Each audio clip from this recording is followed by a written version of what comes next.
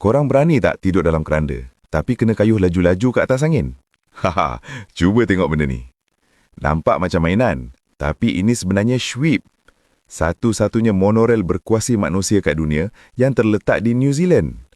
Google pun pernah labur $1 juta tau kat teknologi ni. Cara dia senang je. Korang baring, masuk dalam kapsul sinar ni, lepas tu all out kayuh pedal tu macam kayuh basikal, tapi versi baring. Dia punya vibe macam naik roller coaster, tapi kena guna tenaga sendiri. Bayangkan korang tengah race dengan kawan kat trek gantung ni. Memang bergegar jantung. Bukan setakat adrenalin, tapi korang dapat view 360 darjah yang cantik gila. Sambil bersenam, sambil healing. Tapi kalau kaki korang lemah, memang tersangkutlah kat tengah jalan.